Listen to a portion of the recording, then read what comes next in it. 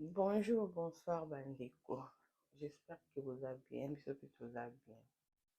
Voilà, le lot na mineli bino mwa lisolo moke. Tolali tolamuki, Peniel aye lisusu, Peniel Kalambai. Alobi ye akosilisa 2024 boye te. Akokota na ba problème na 2025 te. Alingi ase libéré. Alinga se libéré na nini. Alobi ye azokoma livre na ye.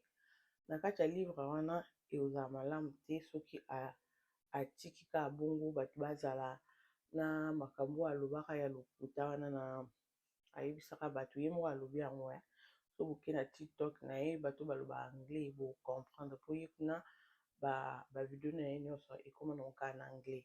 Asaleli biso 16 video na anglais azo expliquer alobi ya okota 2025 boye te e azokoma livre na ye livre na ekomi presque na suka alinga éclaircir na makambo oyo alobaka à propos ya frère Marc Kalambai ya papa Marc Kalambai ya pasteur Marc Kalambai. Alobi na olobaka moke bino mobokeni na TikTok na eza na 16 video oyo a expliquer nga na olobaka moke. Alobi na makambo nyonso oyo aloba wana eza makambo aloba ezalaki ya solo ezali pe na makambo alobaki ezalaki ya lokuta.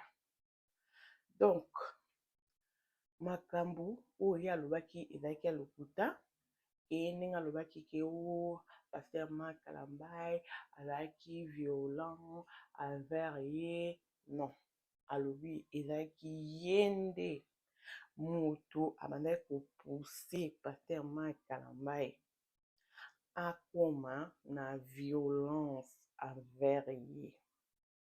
Mais là au moins alobi ke mariage na bango elingaki jamais marché parce que bazalaki bato mibale oyo mitu esalaka te basanga.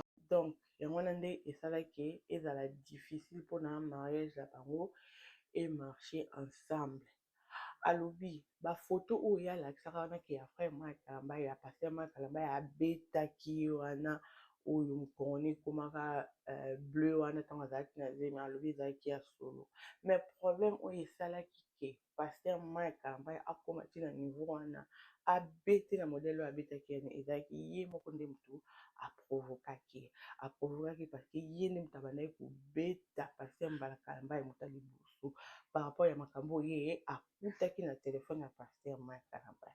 Donc nde eza boye so na expliquer bino po ekozala nango na elengi te ekozala na sentiment te. Donc bino moko kaka bokende kuna na TikTok na ye ya Peniel boko abi balinga na ye makasi donc alobi bazali mpenza na bolingo ye azali na bolingo ya pasteur Marc Kalambai pasteur Marc Kalambai pe azali na bolingo na ye mais le problème ezalaki ke bakokaki jamais kovanda ensemble parce que azalaki mwana moke ntango abalaki na 17 ans azoki 18 ans et puis bango mibale bato mibale mitu esalaka te kofanda place moko libala elingaki esimba nango te.